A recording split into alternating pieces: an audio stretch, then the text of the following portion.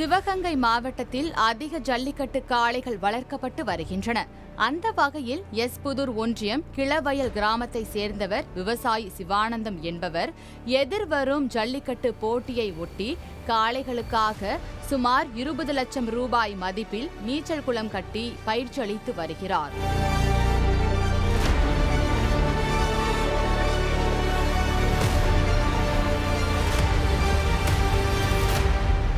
மேலும் பேரிச்சம்பழம் மற்றும் மக்காச்சோள மாவு போன்ற சத்துள்ள உணவுகளை ஜல்லிக்கட்டு காளைகளுக்கு வழங்கி வருகிறார். முறையான பராமரிப்புடன் சிசிடிவி கேமரா மூலம் கண்காணிப்பு, நடைபயிற்சி, நீச்சல் பயிற்சி, மண்ணு குத்துவது போன்ற பயிற்சிகளை வழங்கி ஹைடெக்காக தைப்பொங்கல் போட்டிக்கு காளைகளை போட்டிக்கு தயார்படுத்தி வருகிறார்.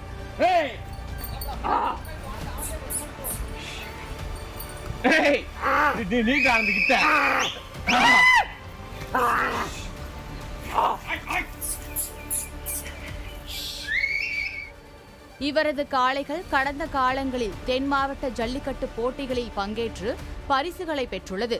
மாடுபிடி வீரர்களுக்கு சிம்ம சொப்பனமாக திகழும் இவரது துருவன், ஹரிஷ் என்ற காளைகள் களத்தில் இறங்கினாலே மாடுபிடி வீரர்கள் அச்சப்படுவார்களாம். அந்த அளவுக்கு பெயரும் புகழும் பரிசுகளையும் பெற்று தந்த துருவன் காளைக்காகவே இந்த நீச்சல் குளத்தை கட்டியதாக பெருமையோடு கூறுகிறார் விவசாயி சிவானந்தம். அண்ணனுடைய காளைகள் குறிப்பா அலங்காநல்லூர், அவனிவரம், பாலமேடு அப்படிங்கிற ஜல்லிக்கட்டுகளில் பங்கு பெறதுக்கான முறையான பயிற்சி வழங்கிட்டு இருக்கு. நீச்சல் பயிற்சி, குளிர் மாட்டில் நீச்சல் போடுறது, அது மாதிரி கொம்பு குத்துதல், ரன்னிங் பயிற்சி, இந்த மாதிரி திடமான உணவுகள், பருத்தி கொட்டை மாதிரி கோதுமை தூசி, உளுந்து தூசி, இந்த மாதிரி திடமான காளைகளுக்கான உணவுகள் வழங்கப்பட்டுக்கிட்டு இருக்கு. இந்த ஆண்டு அலங்காநல்லூரில் எங்கள் காளைகள் எண்ணற்ற பரிசுகள் வாங்குங்கிற ஒரு ஏமோட இருக்கும். இந்த ஜல்லிக்கட்டு விழாவை தேசிய விளையாட்டை அறிவிச்சு ஜல்லிக்கட்டு தொடர்ந்து தமிழகத்தில் தடையின்றி நடத்திட 6 மாசம் நடக்குது. அது 6 மாசம் தவிர்த்து தொடர்ந்து தடையின்றி தமிழகத்தில் ஜல்லிக்கட்டு நடத்துறதுக்கு தமிழக அரசினுடைய முதல்வர் மு.க. ஸ்டாலின் ஐயா அதுக்கான ஏற்பாடு பண்ணணும் எங்களோட சார்பாக கேட்டுக்கிறோம்.